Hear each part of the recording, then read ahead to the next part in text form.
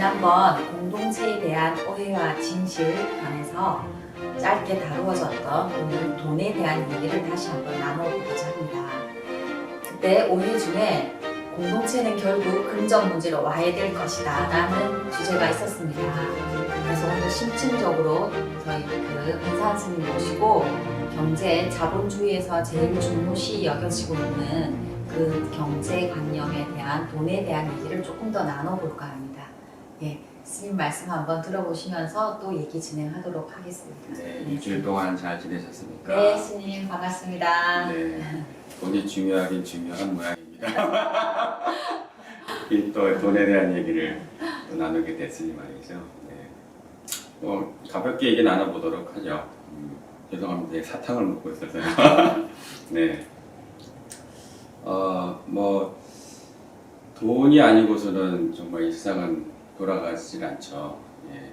돈이 어떻게 보면 그 모든 것들은 돈에 의해서 부와 명예는 물론이고 나에 대한 인식마저도 돈을 통해 가지고 인식을 하게 되죠. 그런 면 때문에도 우리들은 이 공동체의 삶이라고 하는 시도도 어렵게 느껴지기도 하고, 네, 그런 면들이 있는데요. 저번 시간대에 이 돈에 대한 이 근본적 개념을 재미난 스토리로 설명을 드렸고요. 네, 그 스토리에서 핵심적인 부분들을 우리가 잘 깨달아야지만이 결국에는 이 돈에 대한 문제를 해결할 수 있을 것 같아요. 그 중에서 이제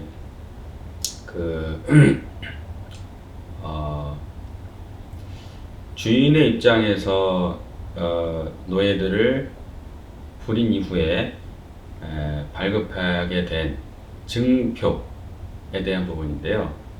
주인의 입장에서는 그 증표라고 하는 것은 많고 적음, 크고 작음의 의미가 없잖아요. 얼마든지 발행할 수가 있으니까요.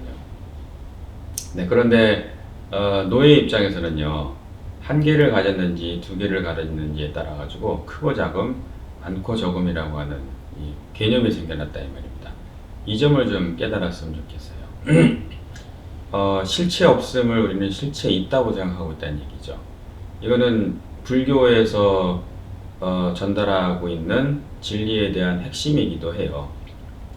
이 핵심을 모른 채 말하자면 실체 없음이라는 이 진실을 모른 채 실체 없음을 두고 실체 없음을 해결하려고 한다고 한다면요, 참 되지 않는 일이잖아요. 그러므로 이 실체 없음의 실제를 알아야지만이 드디어 이 실체 없음에 대해서 고민하고 있는 바들을 해결할 수 있는 것이겠죠. 예, 그래서도 그 스토리에서 주인의 입장에서는 증표가 많고 적음은 별 의미가 없다라고 하는 거죠. 예, 그런데 그런 줄 모르고 안에서는 크고 작음으로 자꾸 여기고 있어서 더 많은 것을 갖는 것이 행복이라고 생각을 하게 되었다는 이 현실을 깨닫는 것이죠. 그럼 결국에는 나도 모르는 사이에 이 노예제도에 더 큰 매력을 느끼고 노예제도에 더 충실하려고 하는 그런 것과도 같다는 것을 이제 깨달아보자는 얘기죠. 물론 이 얘기는 상당히 오해를 불러일으킬 수 있는 부분들이 있어요. 이것은 역시나 오해는 어디서 비롯되어집니다라는 저번 시간에 말씀드렸듯이, 그 이치를 잘 떠올린다고 한다면은, 즉 안내해드리는 그 상태로 돌입을 해서 그 상태가 되어보지 않은 입장에서나 오해가 생겨나는 것이지, 사실은 오해는 있을 필요는 없거든요. 다시 말해서 어떤 오해가 생기냐면은 노력하지 말라는 얘기처럼 들린단 말입니다. 돈 필요 없다는 얘기처럼 들리고 그렇다는 얘기죠. 그럼 이 얘기는 더 돈이 필요하다는 얘기일까요? 그렇지는 않습니다.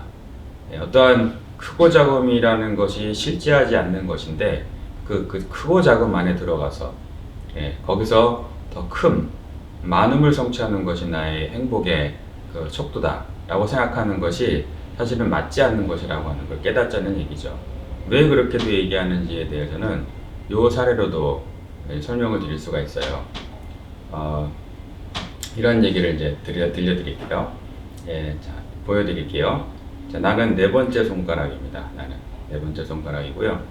또 내 주변은 다섯 번째 손가락, 그리고 세 번째 손가락이에요. 이거 조심하십시오. 네. 겁니다. 관념을 버리세요. 네, 스님. 네. 자, 나는 네 번째 손가락이에요. 그리고 주변은 다섯 번째, 세 번째 손가락이에요. 그랬을 때 이렇게 있으면은 즉 많고 적음, 크고 작음의 관념에 의해서 자동적으로 나도 모르게 좀 으쓱해요. 근데 이렇게 있으면요, 나도 모르게 자동적으로 위축이 돼요. 나도 모르게. 그래서는 이렇게 있으면 좋고 이렇게 있으면 나빠요. 예. 그리고 이렇게 있으면 나는 길고 난 이렇게 있으면 짧아요. 예. 그래서는 나는 이렇게 있으면 길고 나는 이렇게 있으면 짧다라고는 하지만은요, 그럼 나는 길까요 짧을까요?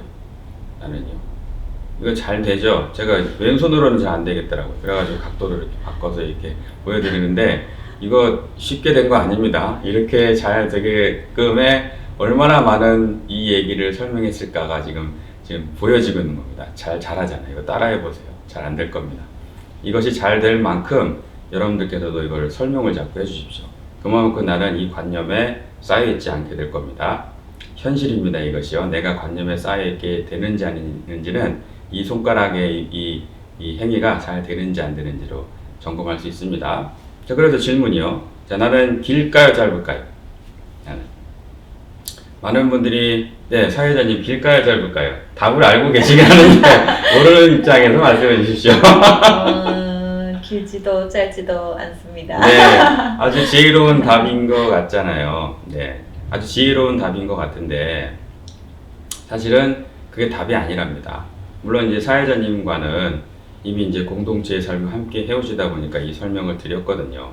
깨달으신 바가 있으시기에 이 공동체에서 행복하게 사실 수 있는 거거든요. 그래서들 인류는 이러한 대목을 통해서 길지도 짧지도 않다라고 얘기를 하고 그게 똑똑하고 지혜로움이라고 생각을 해요. 요 얘기에 덧붙여가지고 한 얘기만 더 해드릴게요.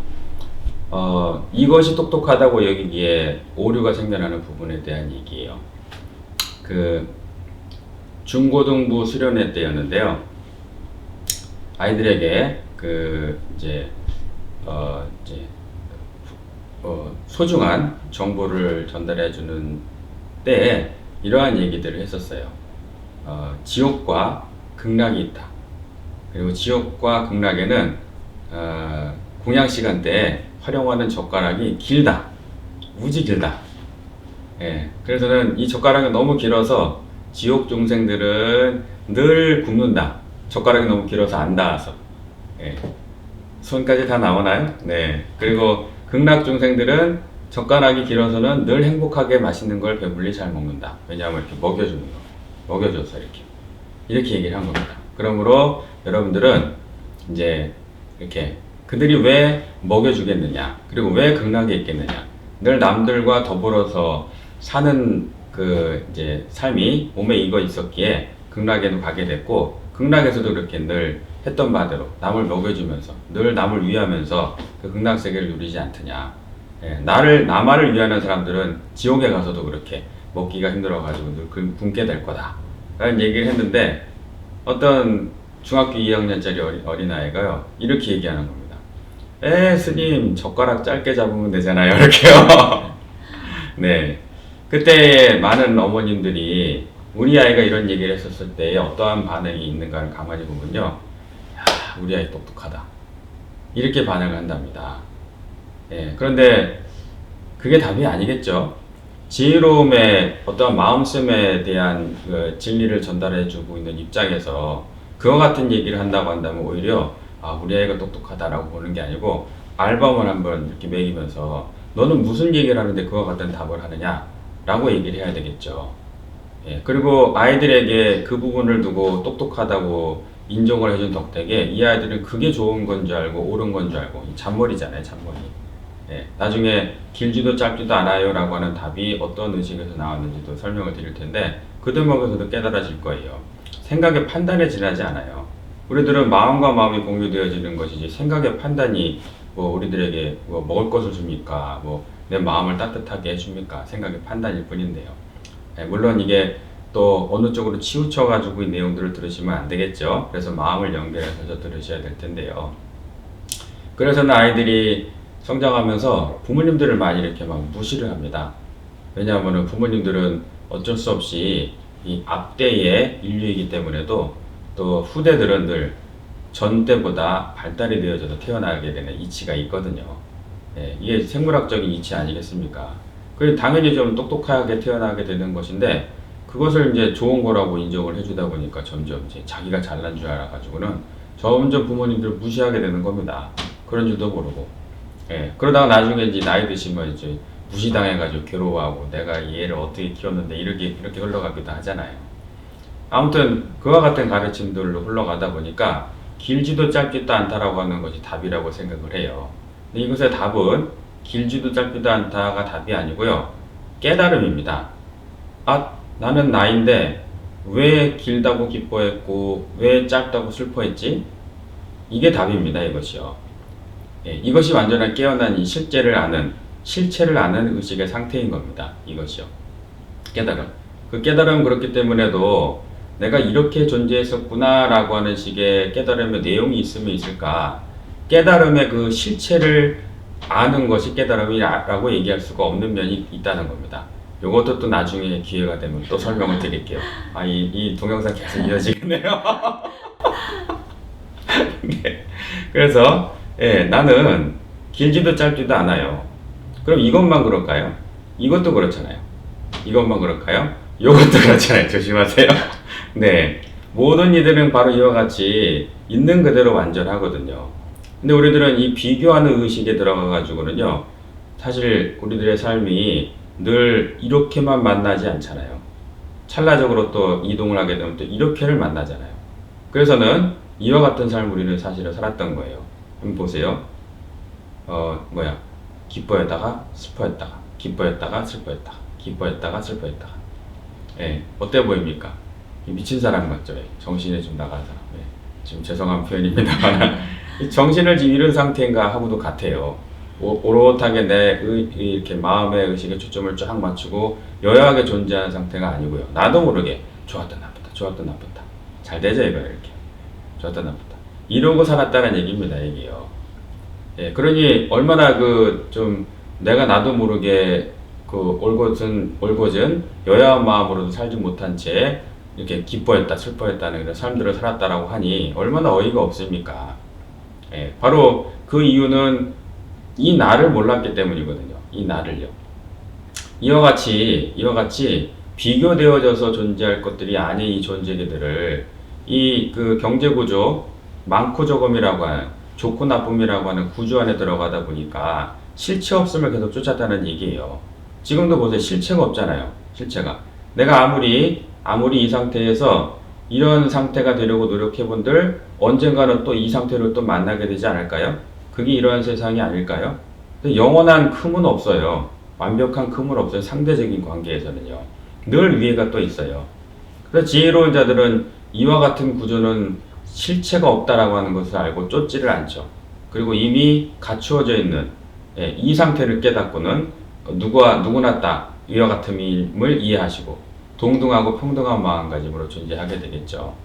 예, 이러한 실체를 망각하게 만들었던 그 구조가 바로 지금 말씀드렸던 이 경제 구조였기에 그 지혜롭다라고 제가 비록 표현했습니다만은 지혜롭기도 지혜롭죠. 자기 처지를 알았으니까요.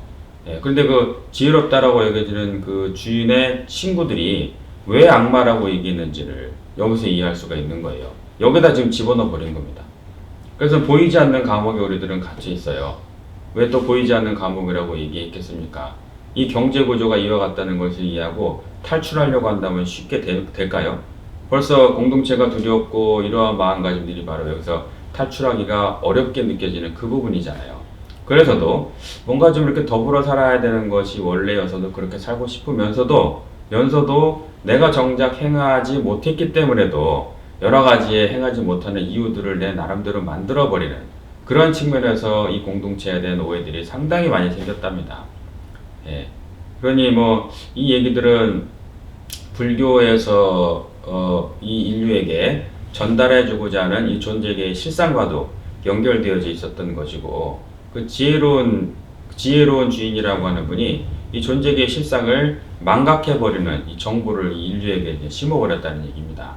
그래서도 이 경제에 대한 그 현실이 뭐 해결함에 있어서도 또 공동체적인 시도에 있어서도 많은 두려움들이 생겨나게 되는 것이므로 이 궁극을 이 경제 구조의 실체를 이해한다고 한다면은 아주 쉽게 해결이 되어지죠. 저만 자꾸 얘기하는 것 같은데 뭐 궁금한 점 있으시죠? 없으시면 계속 얘기할까요? 네, 계속 네. 해주십시오. 네, 그래서는 그 저 같은 신분의 사람들이야 뭐 이제 그 지혜로운 석가모니 부처님이라는 분께서 단박에 해결하는 그런 제도를 만드셔가지고 단박에 그 구조에서 빠져나오게끔, 즉 모든 걸 내려놓게끔 만드시긴 하셨어요. 근데 이와 같은 구조가 아니고 난다면 단박에 빠져나오는 것도 사실은 어렵다라고 하는 것들. 왜냐하면 허상에 대한 그 실제화된 느낌, 이 느낌이 허상에 대한 실제화된 느낌이 너무나 현실감이 있어서 단박에 빠져나오는 게 쉽지 않은 면이 있어요. 그래서 처음에는 제가 수행자이다 보니까는 이 경제 구조에 대해서 저처럼 시도하게끔 막 처음부터 안내를 해드렸었던 때가 있었어요. 그 시절이요. 그게 제가 지혜롭지 못했던 면이라고 지금도 고백을 합니다만은요. 현실이 그렇지 않은데 그것만 주장한다고 하는 것은 오히려 비현실적이지 않습니까? 그래서도 이 저와 같은 삶을 제안드리고 함께함에 있어가지고 쉽지 않다라고 하는 현실을 받아들이다 보니까 그랬더니 사부대중 공동체가 구조가 이제 떠오른 거였습니다. 그리고 그렇기 때문에 부처님께서도 사부대중 공동체의 삶으로 야만이 깨달음을 향해 나아갈 수 있다. 완전한 행복에 도달될 수 있다라고 말씀하셨구나 라고 하는 걸 깨달았습니다. 즉, 저 역시도 출가 수행자이면서 제가불자 여러분들을 위한 이 경제 구조에 대한 생각을 하게 됐다는 거예요. 여기서도 드러났듯이 저는 경제 구조를 버리라고 얘기하고 있질 않잖아요. 그래서도 이 사부대중 공동체에 합류하신 제가불자 여러분들께서 이제 필요하신 재원 마련을 위해서 배진아랑을 만들었던 거예요. 처음에 저도 몰랐습니다. 그래서 저처럼 무조건 같이 살자고 다 버리고 그렇게 얘기를 했었어요. 근데 그 사실은 불가능합니다. 너무 이게 뛰어넘을 것들이 크게 느껴지는 바이기 때문에요. 그래서 단계적으로 그것을 만들었고, 뭐 출가자가 아닌 입장에서는 그와 같은 삶이 또 이 모든 이들이 깨어남에 있어가지고의 역할이기도 했어도 뭐 단계로도 표현해서는 그게 낮은 단계라고도 이해되어질 수도 있을 텐데 그렇지만도 않습니다. 역할인 면이 있기도 있어요. 예. 나중에 이제 설명을 드리게 될 거예요. 그거 나중에 얘기하면 어떨까 싶네요. 그 부분을요. 네. 이제 그래서 이제 배진아랑을 만들게 됐고, 그리고 이제 이와 같은 경제의 실상에 대한 공감과 그렇기 때문에 더 많이를 추구할 필요가 없음을 공유한 채 가장 필요한 것들만이 충족되어질 수 있게끔, 그리고 우리들의 공통의 노력으로 우리들 모두가 공통으로 누릴 수 있는 것들을 더 발전시켜 나아가자는 그런 방향성을 잡게 됐죠. 그래서 여기 이 배진아랑에서 근무하시는 분들, 또 이하 이제 재원 마련의 그 일터들을 만들어내며 있어가지고 이 공동체에서는요, 뭐 말하자면은 최저임금이라고나 할까요? 그것을 기본으로 하고 모든 분들이 다 똑같은 재원을 받게 되고요. 그리고는 그것에 대해서는 이제 더 이상 크고 많음을 추구하지 않은 채 마음을 내려놓고 이제 내가 가지고 있는 타고난 본성을 최대한 발현을 해서 그것이 이렇게 현실화되어지는 것에 초점을 맞추고 즐거움을 누리는 이런 식의 방향으로 이제 전환을 한 겁니다. 그로 인해 가지고 지금 보더라도 이 100평이나 되는 이 공간에서 아주 막 어떻게 보면 호화롭게 보여지기도 해요. 예. 이와 같은 삶도 누릴 수가 있게 됐고, 또 배진아랑도 어떠한 종속의 관계에서의 직원이 아닌 각자 맡은 바 역할이 어떠한 것일지라도 이 가게가 내 가게인 것처럼 활동을 하게 되고, 또 거창에 있는 공동체마저도 또 내 직관도 같이 여겨서 거길 가서도 또 지내다 오기도 하고 뭐 아주 막 자유자재의 삶이 되어버린 것이죠. 그래서도 이 더불어 산다라고 하는 것에 대한 매력은 몰랐을 때에 상상하는 것 이상입니다, 사실은요. 그리고 이게 원래 우리들의 이 삶의 존재 상태였는데 우리가 그 경제 구조의 그 관념에 들어가다 보니까요 꼼짝을 못하게 된 거였죠. 이렇게 이제 살아왔던 면들이 있답니다. 네, 충분한 설명이 됐는지 모르겠습니다. 네.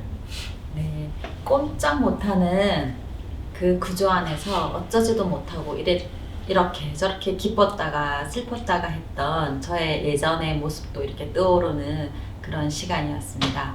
스님의 말씀처럼 실체하지 않음의 실제를 알아야지 또 거기서 자유로워지는 것 같고, 그 다음 편에 또 스님께서 말씀해 주실 또 하나의 또 스토리가 또 탄생이 되는 것 같습니다.